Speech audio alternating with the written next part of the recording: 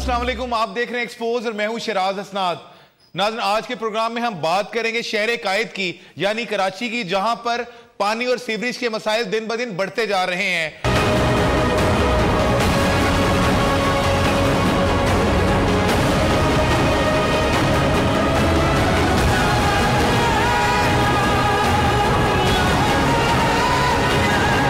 आज के प्रोग्राम में हम आपको बताएंगे कि किस तरह कराची में गैर कानूनी तौर पे जो पानी की गुजरगाहें हैं, नहर क़याम का मैं जिक्र कर रहा हूं, उसको किस तरह गैर कानूनी तौर पे जो सिंध डेवलपमेंट अथॉरिटी है, जो कराची डेवलपमेंट अथॉरिटी है, उसने अपने मास्टर प्लान में शामिल किया।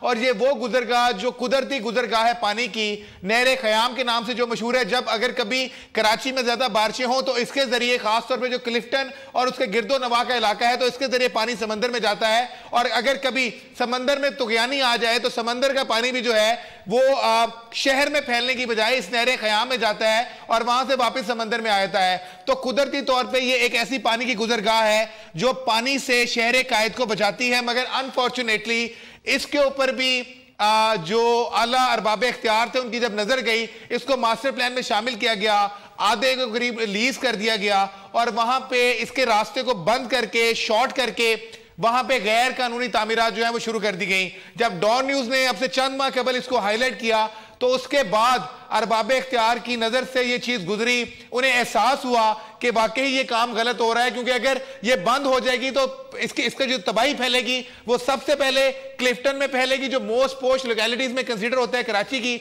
और उसके बाद ये आगे तक फैलती जाएगी। तो फौरी तौर पे आपको स्क्रीन पे ये कुछ शॉर्ट्स चलते नजर आ रहे हैं। ये वो तामीरात हैं जिसकी डॉन न्यूज ने निशानदेही की थी और उसके बाद इन तामीरात को बंद कर दिया गया। और ये वो लेटर्स हैं जो हम आपको एक्सपोज कर रहे हैं, जो डॉन न्यूज की स्क्रीन पे भी आपको नजर आ रहे हैं, जिसके बाद जो अलॉटमेंट प्लॉट्स की गई थी खास तौर पे जो एक मेन प्लॉट नंबर था GC1 block 5 scheme 5 Clifton Karachi में, इसको कैंसिल कर दिया गया। यही वो तामीरात हैं जो आपको अपनी स्क्रीन पे भी चलती हुई नजर आ रही हैं। और इस हवाले से बात करने के लिए मेरे साथ कराची स्टूडियो में हमारे रिपोर्टर इमरान अहद खान मौजूद हैं। इमरान, मुझे सबसे पहले तो ये बताइएगा कि जिस वक्त ये लीजिंग कैंसिल कर दी गई तो क्या वजूहात हैं कि दोबारा से यहां पे कंस्ट्रक्शन का अमल जो है वो शुरू कर दिया गया है? देखिए, सबसे पहले तो ये बताऊं कि 7 माह कबल डॉन न्यूज की टीम ने वहां पर जब गई और ये देखा कि वहां तामीरात हो रही है, क्योंकि जैसे आपने बताया कि नहर क़याम अगर हम बात करें तो इतनी अहम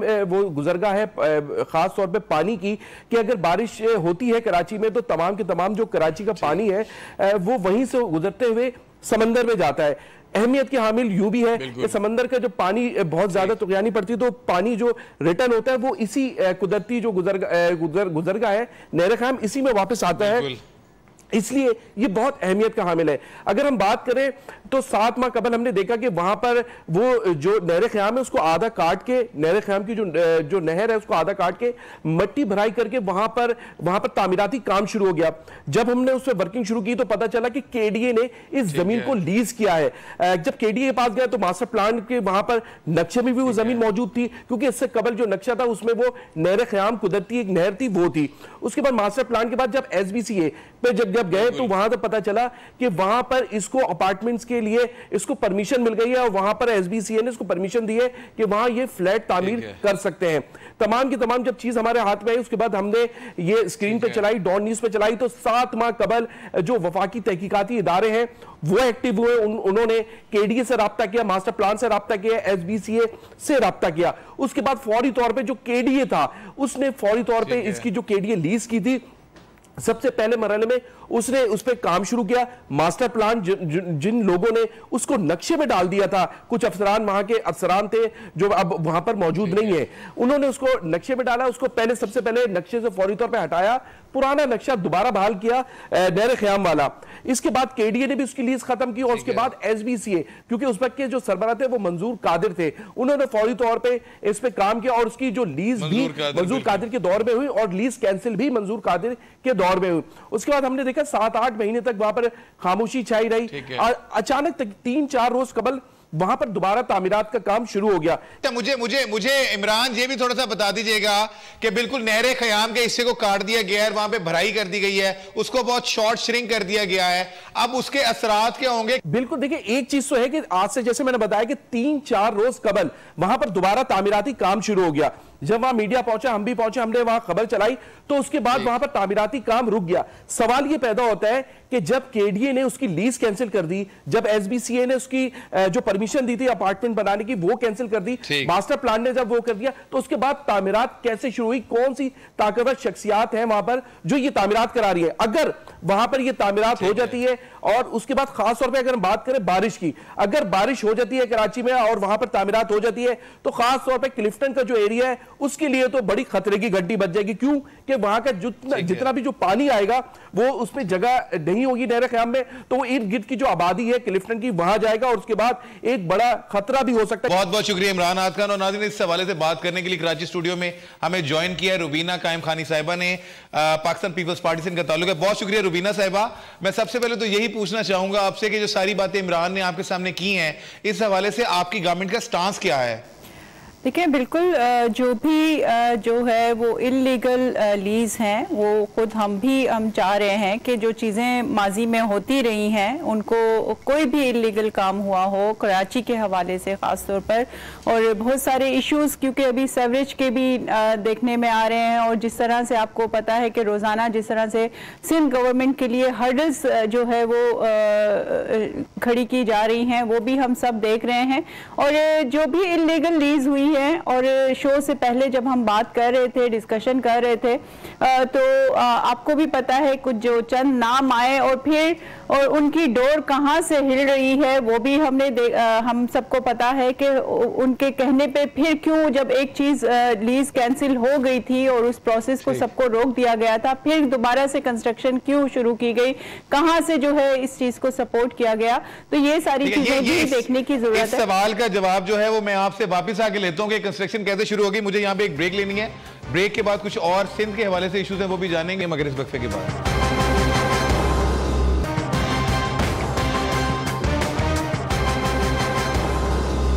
welcome back after the break. नाजरीन, ब्रेक पे जाने से पहले कराची की जो नहर क़याम है, कुदरती पानी की गुजरगाह है, उसमें जो जमीन लीज की गई उसके हवाले से हम आपको बता रहे थे। अगर हम बात करें कराची के सेवरेज की, तो ये एक और डॉक्यूमेंट मैं आपके सामने एक्सपोज कर रहा हूं कि कराची के सेवरेज का जो आपको नजर आता है कि किस तरह कराची में जब थोड़ी सी बारिश हो जाती है तो पानी इकट्ठा हो जाता है, कराची के गटरों की क्या सूरत हाल है, ये डॉक्यूमेंट्स उसकी तमाम की अक्कासी कर रहा है कि असल मसला क्या है। इस डॉक्यूमेंट्स के मुताबिक तकरीबन 80% जो सीवरेज लाइंस है वो फारिग हो चुकी है। अगर इस के साथ में थोड़ा सा और चीज भी ऐड करूं वाटर बोर्ड की, तो वाटर बोर्ड जो जिम्मेदार है शहरियों को पानी की फराहमी का, एक सर्वे उसके जो नए एमडी आए जनाब मिसबाउल फरीद साहब, जब उन्होंने चार्ज लिया तो उन्हें मालूम हुआ कि वाटर बोर्ड के जो मुलाजमीन है वही मुबैना तौर पे मुलविस हैं करप्शन में, और उन्होंने अपनी कंपनियां बना रखी है। ये वो एक्सक्लूसिव लिस्ट है जो स्क्रीन पे आपको चलती हुई नजर आ रही है। इस लिस्ट के मुताबिक तकरीबन 10.5 करोड़ रुपए की अदायगियां जो इन कंपनियों की थी ये रोक दी गई हैं, और इस हवाले से हम एमडी वाटर बोर्ड से भी जानेंगे उनका क्या रद्दे अमल है। सबसे पहले हम चलते हैं, मकामी रिपोर्टर हैं कराची के अजमत रहमानी, हम उनसे बात करेंगे। अजमत, जो सीवरेज पाइपलाइंस हैं उसके हवाले से जरा हमें बताएं कि सीवरेज पाइपलाइंस के जो मंसूबे थे वो डिले क्यों कर दिए गए और अब उनकी लागत कहां तक पहुंच गई है? साहब बहुत शुक्रिया। असल में बात यह है कि कराची में जो सीवरेज का सिस्टम है, वाटर बोर्ड को अपने इस सिस्टम के बारे में अभी तक मुकम्मल मालूमात नहीं है। एक बात तो ये हो गई। दूसरी बात यह है कि जो अभी तक सीवरेज की है 3.5 लाख मील इनका एक सिलसिला है सीवरेज की लाइनों का, जो पूरे शहर को कंट्रोल कर रहा है सीवरेज को, और फिर उसको समुद्रबुद्ध कर रहे हैं। अब बात यह है कि 2-3 ट्रीटमेंट प्लांट थे इनके सीवरेज के, जो ट्रीटमेंट करने के बाद उनको पानी को आगे डिलीवर करते थे। वो तीनों के तीनों उन पे अरबों रुपए इन्वेस्ट किए गए, वो तीनों खराब पड़े हुए हैं। ठीक है, एक बात तो ये हो गई। दूसरी ये हो गई कि इनका जो K3 S3 अभी मंसूबा चल रहा है सीवरेज के हवाले से, वो 2013 में इन्होंने शुरू किया और अभी तक 35% उस पर काम मुकम्मल नहीं हुआ है, और उसके PC1 दोबारा बना के विफाक को अरसाल की जा रही है, जिसपे तकरीबन 8 अरब रुपए विफाक देगा, जिसने अभी तक उसको 86 करोड़ रुपए तकरीबन दिए हैं। ठीक, अच्छा मुझे बताओ कि पहले अजमत ये बताना कि पहले कितनी रकम दी गई थी और PC1 जब दोबारा से भिजवाया जा रहा है तो उसमें कितनी रकम ऐड की गई है? ये मंसूबा कब तक मुकम्मल होना था, कितना डिले हो चुका है? मंसूबा 8 साल की तखीर से शुरू हुआ है। तामीराती काम जो इसका है 2013 में शुरू हुआ है। अभी सिर्फ इसका 35% काम मुकम्मल हुआ है और रवां बरस इसको मुकम्मल हो जाना चाहिए था। और दूसरी बात ये देखें कि विफाक और सूबा दोनों इस पे संजीदा नहीं है। विफाक ने 8 अरब रुपए देने थे, चूंकि 16 अरब रुपए का प्रोजेक्ट है। 8 अरब विफाक ने इसमें देने थे, 8 अरब में से उन्होंने दिए हैं 86 करोड़ 90 लाख रुपए। ठीक, बहुत बहुत शुक्रिया अजमत रहमानी साहब। नाज़रीन, दोनों सूरत हमने आपको बताई। एमडी वाटर बोर्ड के पास आपको लिए चलते हैं, हमारे साथ फोन लाइन पे मौजूद हैं मिसबा उल फरीद साहब। बहुत शुक्रिया मिसबा साहब। सबसे पहले तो ये बताइएगा कि ये जो तकरीबन आप लोगों ने अपने ही मुलाजमीन की निशानदेही की है और ये कहा है कि अपने ही मुलाजमीन इसमें मुलविस हैं जो ठेके लिए जा रहे हैं, तो इसकी रियलिटी क्या है? ऐसा है कि मैंने तकरीबन 4 माह हुए हैं इदारे के सरबराह की हैसियत से, मैनेजिंग डायरेक्टर की हैसियत से, मतलब कि चार्ज लिया है। मेरे इल्म में उस वक्त ये बात आई थी कि वाटर बोर्ड के कुछ एम्प्लॉइज हैं जो शायद साथ साथ ठेकेदारी भी करते हैं और बड़े ठेके नहीं लेते, छोटे ठेके लेते हैं। तो उस पर हमने वर्कआउट करके एक लिस्ट निकाली थी और उन तमाम जो लिस्ट नाम सामने आए थे, अगरचे इसको साबित करना हमारे लिए भी एक मुश्किल था कि वो कोई भी अपने नाम से नहीं कराता, कोई अपने भांजे के भतीजे के इंजन के नामों से कराता है। तो हमने उस पर बैन लगा दिया था और उनकी तमाम पेमेंट्स रोक दी थी। सीवरेज पाइपलाइनों की तरफ हम आते हैं, ये वाटर सप्लाई लाइनों की तरफ आते हैं, तो वो डैमेज है, अरसा दराज से कोई कार्रवाई उन पे नहीं की गई, कोई मुरम्मत के नाम पे अरबों रुपए जो है वो बटोरे जाते हैं, जो प्रोजेक्ट्स पेंडिंग है, डिले हैं, उसके हवाले से आप लोग क्या कर रहे हैं? बात दुरुस्त है कि कराची में बीजी पे जो पंपिंग स्टेशन है वो बहुत पुराने हो गए हैं और वो अपनी बयात पूरी हो जाती है, उनकी एफिशिएंसी कम हो गई है, उनकी इस्तेदाद कार जो है वो कम हो गई है। यही बिक्री पे है, यही घरों पर है। इसी तरह जो शहर में जो पुराना निज़ाम है वो भी, लेकिन ये इतना आसान नहीं सारे निज़ाम को तब्दील करना। जाहिर है कि जो ज्यादा महदूद हिस्से हैं किसी पाइपलाइन के, किसी पंपिंग स्टेशन के या किसी नाले के, उसको बेहतर होना चाहिए और वो आइडेंटिफाइड है शहर में, वो आइडेंटिफाइड है, लेकिन मसाइल रुकता फिर वही जाकर है कि चूंकि वसाइल की कमी है। और ये भी बता दीजिएगा कि जो मलीर का आपका प्रोजेक्ट था, डिले की वजह से उसका PC1 कहां से कहां तक पहुंच गया है, नुकसान उसका आवाम को उठाना पड़ा है, कब तक आप उसे कंप्लीट करेंगे? और जो रकूम बढ़ी है इसमें, जो आपके अखराजात बढ़ गए, उसको किस तरह मैनेज करेंगे आप? देखिए, ये बात दुरुस्त है, ये जो S3 मंसूबा था, इसका कराची ग्रेटर सिविल प्लान इसका नाम था, जिसके तहत कराची का जो तमाम जो इंडस्ट्रियल नहीं रेसिडेंशियल वेस्ट को ट्रीट करके पानी समंदर में डालना था और उस पानी के कुछ हिस्से को रिसाइकल करके कराची की इंडस्ट्रीज को और कराची में दूसरे मकासद में इस्तेमाल होना था। तो लेंथ में इजाफा हुआ, साइज में इजाफा हुआ, उसका टोटल यकीनन डॉलर की कीमतों में इजाफे के साथ साथ जो है प्रोजेक्ट की कॉस्ट में भी इजाफा हुआ। तो ये कहना मुश्किल है, लेकिन अगर वो फंड मिले तो मेरा ख्याल है 2-2.5 साल में पूरा मंसूबा मुकम्मल हो सकता है। जी, बहुत शुक्रिया मिसबा उल फरीद साहब। MD वाटर बोर्ड को हमने जाना और उन्होंने इस बात की तो तस्दीक की कि बिल्कुल जो वाटर बोर्ड के अपने ही मुलाजमीन है वो शामिल है। इसके साथ साथ मंसूबे की तफसीलात से उन्होंने हमें आगाह किया। इस पे जानेंगे कि हुकूमत का क्या मौक़िफ़ है, इस पे जानेंगे कि अपोजिशन इस पे क्या कहती है, मगर इस वक्फे के बाद।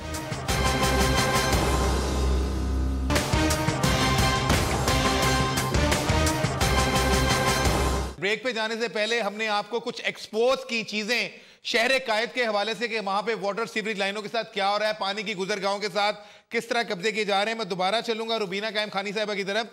रुबीना साहिबा, हम बात कर रहे थे उस पे कि जो नहर ख़याम है उसको आधा बंद कर दिया गया था। मेरी रिक्वेस्ट तो ये है कि सिंध बिल्डिंग कंट्रोल अथॉरिटी आप लोगों के पास है, गवर्नमेंट ऑफ सिंध आप हैं, तो जहां पे गैर कानूनी तामीरात हैं ना सिर्फ उनको रोकना आप लोगों की जिम्मेदारी है, बल्कि अगर कभी कोई माजी में कुछ करप्ट अनासिर ने कुछ गलत स्टेप्स लिए हैं, जिस तरह नहर ख़याम को आधा बंद कर दिया गया है, तो उसको खुलवाने के लिए तो कोई स्टेप्स आप लोगों को लेने चाहिए या नहीं?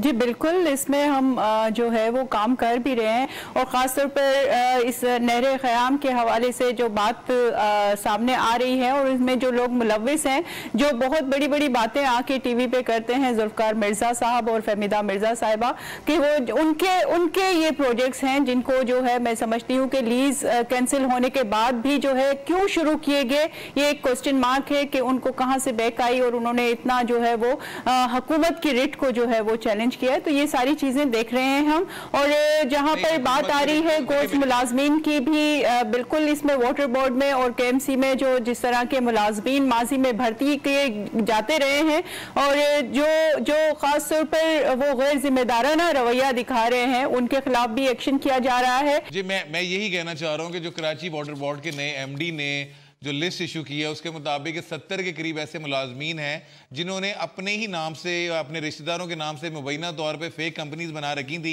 70 के करीब ऐसे लोगों की निशानदेही हुई है। तो इन लोगों के खिलाफ आप लोग क्यों कार्रवाई नहीं करते जिनको सियासी पुष्पनाई हासिल है, चाहे आपकी पार्टी से है किसी भी पार्टी से है?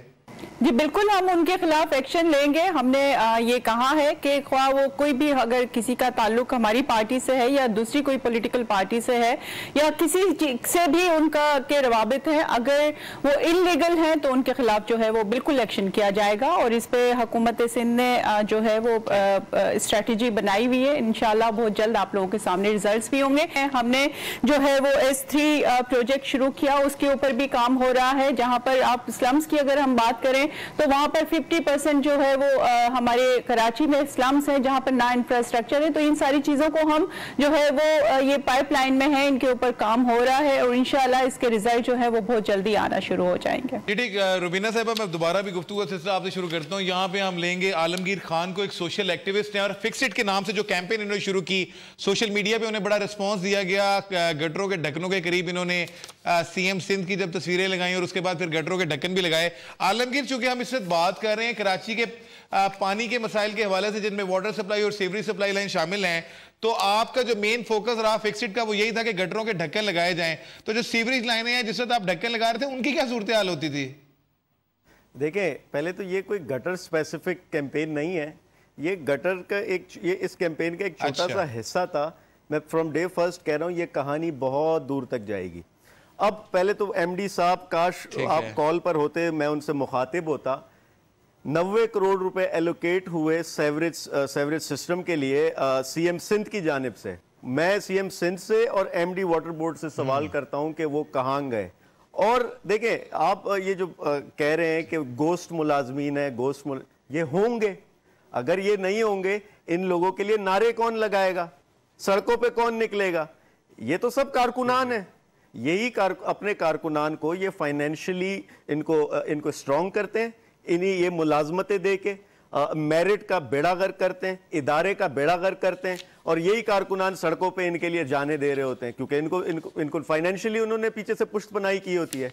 देखिए, तमाम इदारे इस शहर के, खसूसन इस पूरे सूबे के, ये सब इन पे सियासी इन्फ्लुएंस है।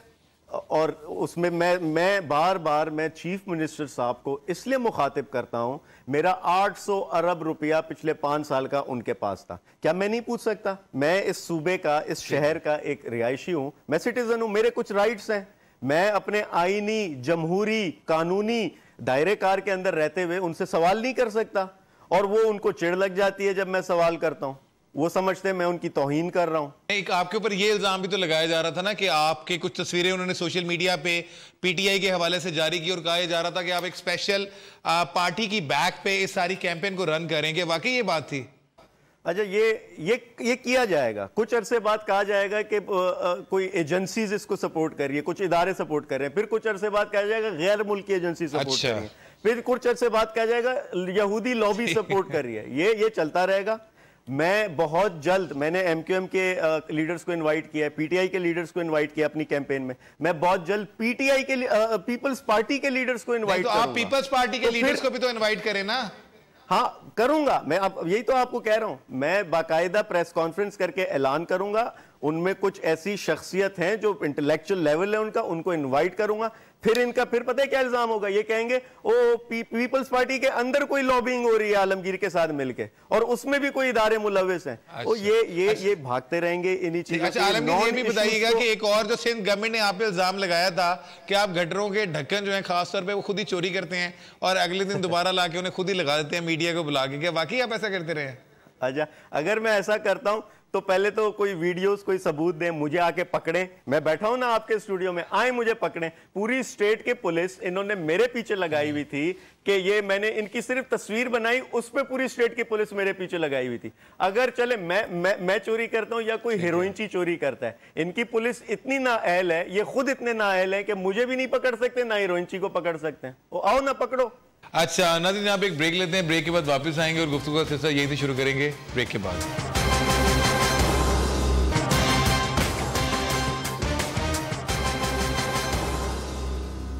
Welcome back after the break. नाज़रीन, ब्रेक पे जाने से पहले कराची की सूरत हाल से हम आपको आगाह कर रहे थे। आलमगीर बता रहे थे कि जो फिक्स इट कैंपेन वो स्टार्ट कर रहे हैं वो सिर्फ गटरों के ढक्कनों तक नहीं रहेगी, बल्कि आगे जाएंगी। जाम खान शेरो जो वजीर बल्दियात है सिंध, वो हमारे साथ फोन लाइन पे मौजूद है। बहुत शुक्रिया जाम साहब। सबसे पहले तो मैं ये पूछना चाहूंगा कि जो कराची के खास तौर पर जो सीवरेज के मसाइल हैं वो बढ़ते जा रहे हैं। जो वाटर बोर्ड के तीनों ट्रीटमेंट प्लांट थे वो ठप पड़े हुए हैं। इसके अलावा जो तकरीबन PC1 मुख्तलिफ तरफ से आ रहे हैं वो डिले हुए हैं। जो कई प्रोजेक्ट्स जिनकी मालियत इब्तिदा में काफ़ी कम थी वो बढ़ के अब कई गुना ज़ायद हो चुकी है। तो क्यों कराची के ऊपर खास तौर पर तवज्जो नहीं दी जा रही? इस तरह से बिल्कुल नहीं है।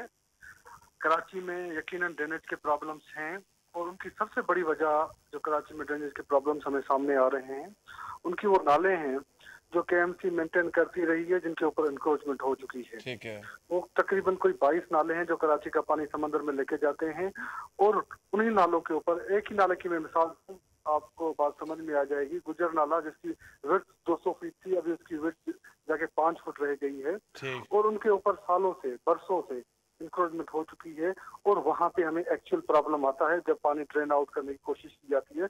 तो अभी उनके ऊपर सिंध गवर्नमेंट ने S3 का एक प्रोजेक्ट लॉन्च किया है जो एग्जीक्यूशन स्टेज में है। हम कंड्यूट के थ्रू पानी लेके जा रहे हैं ट्रीटमेंट प्लांट के ऊपर। वो कंड्यूट RCC कंड्यूट हो गए जिनके ऊपर काम चल रहा है। लियारी नदी के अंदर उनके ऊपर एग्जीक्यूशन स्टेज स्टार्ट हो चुकी है और जो ट्रीटमेंट प्लांट तक जाएगा और पानी ट्रीट करके समुद्र में छोड़ा जाएगा। एक तो हमें कराची के डायनामिक्स को ये समझने की जरूरत है। दूसरा, कराची में हमारे पास जो कच्ची आबादियां हैं वहाँ पे प्रॉपर इंफ्रास्ट्रक्चर नहीं है। अगर मैं आपको बताऊंगा कि जो 50% के करीब कराची में कच्ची आबादियां हैं जहाँ पे प्रॉपर सैनिटेशन का सिस्टम नहीं है, जहाँ पे प्रॉपर सैनिटेशन सिस्टम डालने की जरूरत है, जो जिसके लिए एक लॉन्ग टर्म स्ट्रेटेजी की जरूरत है, जिसके ऊपर गवर्नमेंट काम नहीं है।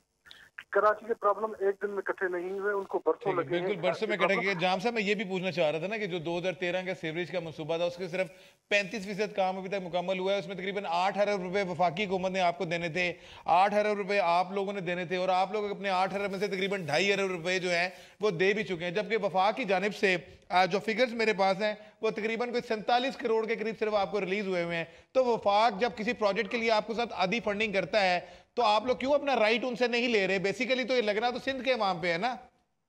देखें, इस तरह से है, आप S3 के प्रोजेक्ट की बात करते हैं, उनकी इनिशियल कास्ट थी 8 अरब रुपए, टोटल 8 अरब रुपए। इसमें 4 अरब फेडरल गवर्नमेंट को देने थे, 4 अरब सिंध गवर्नमेंट को देने थे। उसमें हुआ क्या है कि वफा की तरफ से यकीनन स्लो रिलीजेस हैं जिसकी वजह से प्रॉब्लम आ रहे हैं और हर फोरम के ऊपर हमारे चीफ मिनिस्टर साहब ने भी वफा की बात की है और वो प्रोजेक्ट एग्जीक्यूशन स्टेज में है जिसका काम मैं बता रहा हूँ कि लियारी नदी में चल रहा है और वो जिस तरह ही कंप्लीट होगा तो वो सारा रिलीफ मिल जाएगा। जो ड्रेनेज का पानी नदियों से जा रहा है और अनट्रीटेड पानी हमारे समुद्र में से जा रहा है जिससे एनवायरमेंटल इश्यूज भी हो रहे हैं। तो यकीनन सिंध गवर्नमेंट पूरी अपने जो बजट है उसमें कराची के लिए बहुत बड़ा बजट रखती है, जो स्पेशली वाटर बोर्ड के लिए, KMC के लिए, हमारे DMCs के लिए। मैं नहरे ख़याम के हवाले से बात आपसे करना चाह रहा था कि नहरे ख़याम पे जो उसको शॉर्ट करके वहां पे लीज आउट कर दिया गया, मास्टर प्लान में शामिल कर दिया गया, वो लीजिंग चूंकि खत्म कर दी गई मगर इसके बावजूद वहां पे कंस्ट्रक्शन जारी है।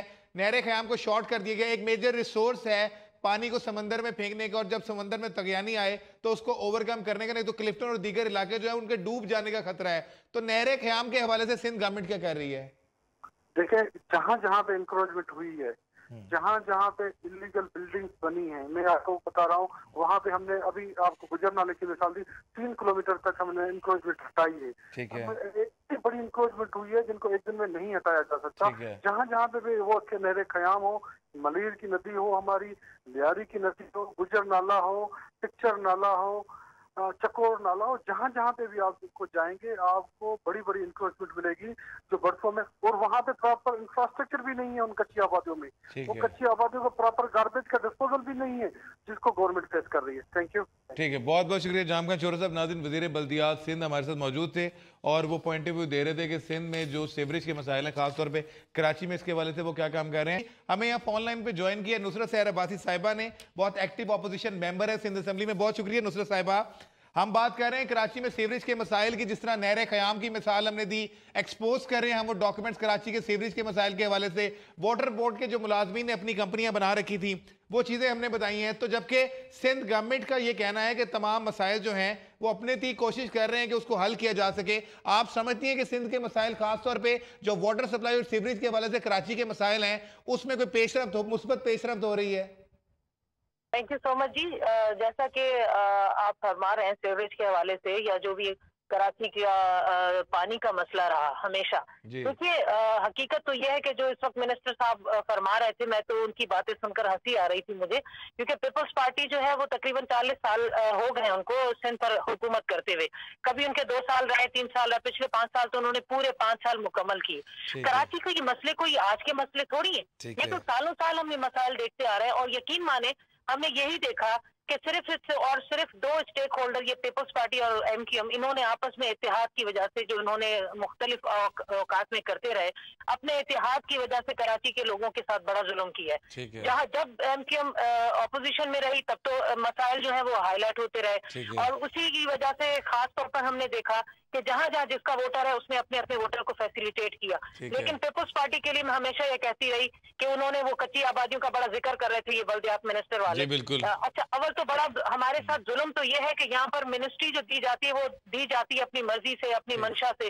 जैसे अभी हमने देखा कि 1 हफ्ते 2 हफ्ते में कभी एक मिनिस्टर बल्दियात होता है, कभी दूसरा होता है, कभी तीसरा, यानी इन 2-3 जो अदवार ही हमने देखे, इनमें 4-5 बल्दियात मिनिस्टर हमने बदलते देखे, और हर बल्दियाती मिनिस्टर ने बड़े मजे से करप्शन की।